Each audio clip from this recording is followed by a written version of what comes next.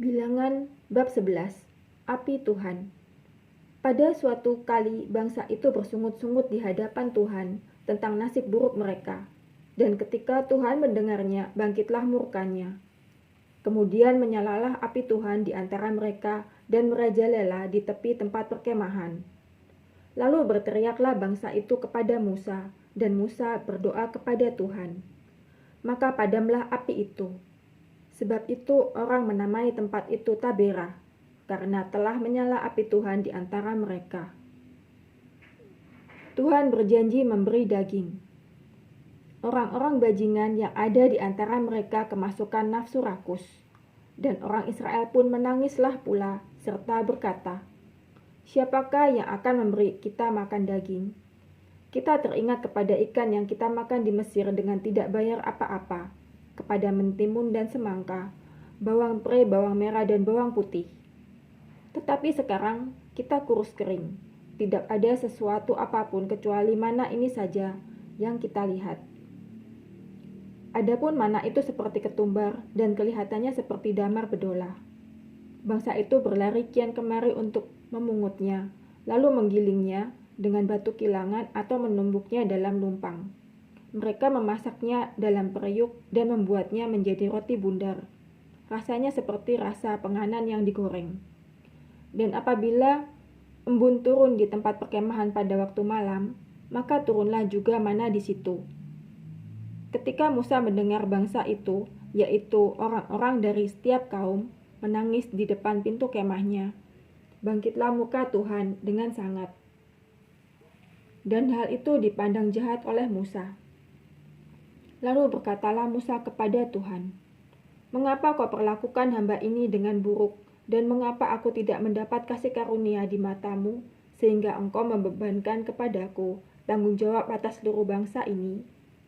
Akukah yang mengandung seluruh bangsa ini, atau akukah yang melahirkannya, sehingga engkau berkata kepadaku, pangkulah dia seperti pak pengasuh memangku anak, menyusu berjalan ke tanah yang kau janjikan dengan bersumpah kepada nenek moyangnya?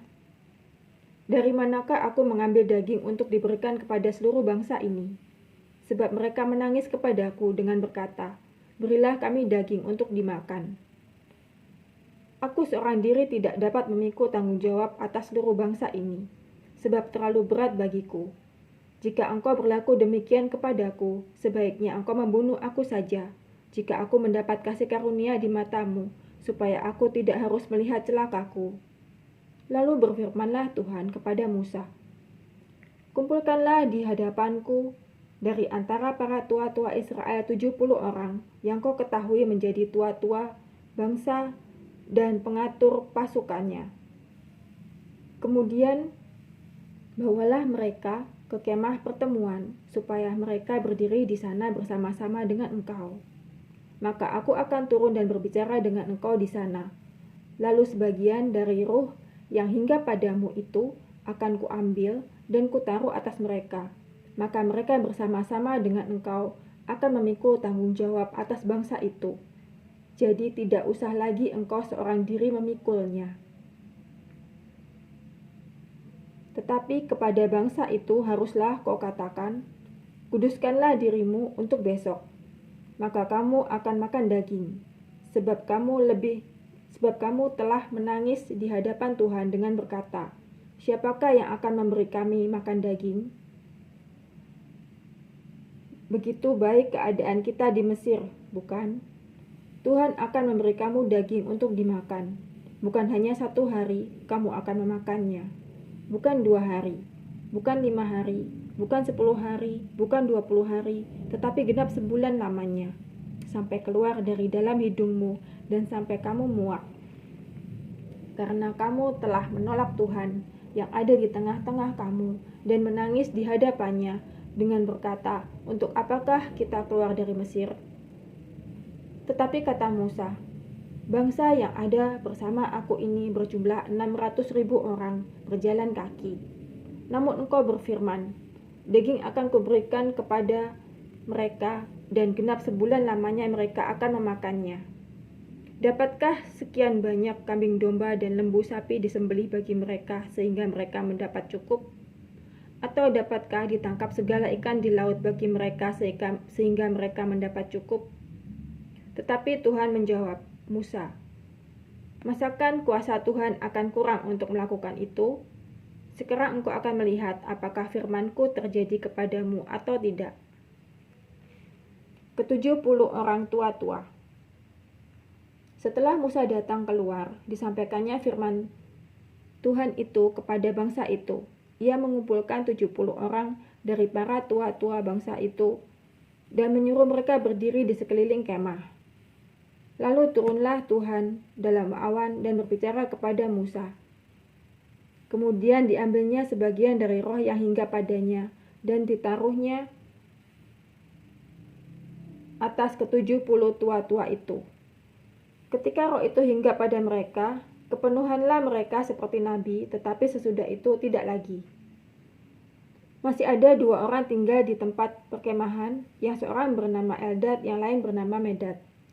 Ketika roh itu hinggap pada mereka, mereka itu termasuk orang-orang yang dicatat, tetapi tidak turut pergi ke kemah.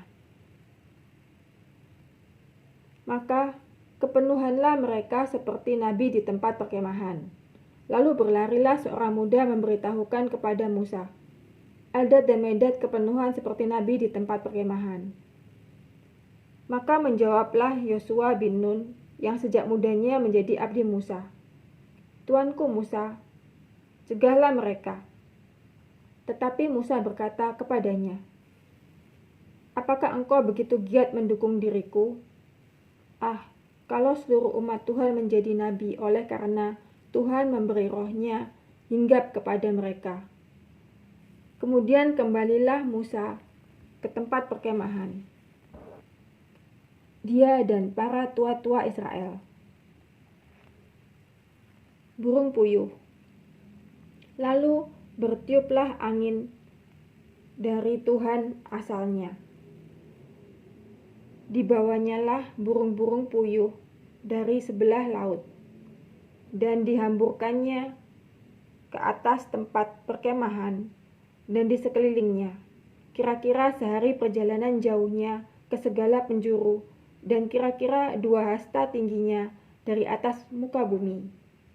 Lalu sepanjang hari dan sepanjang malam itu dan sepanjang hari esoknya bangkitlah bangsa itu mengumpulkan burung-burung puyuh itu. Setiap orang sedikit-dikitnya mengumpulkan 10 homer. Kemudian mereka menyebarkannya lebar-lebar sekeliling tempat perkemahan. Selagi daging itu ada di mulut mereka sebelum dikunyah, maka bangkitlah murka Tuhan terhadap bangsa itu, dan Tuhan memukul bangsa itu dengan suatu tulah yang sangat besar. Sebab itu dinamailah tempat itu Kibrot Tawa, karena di sanalah dikuburkan orang-orang yang bernafsu rakus. Dari Kibrot Tawa berangkatlah bangsa itu ke Haserot dan mereka tinggal di situ.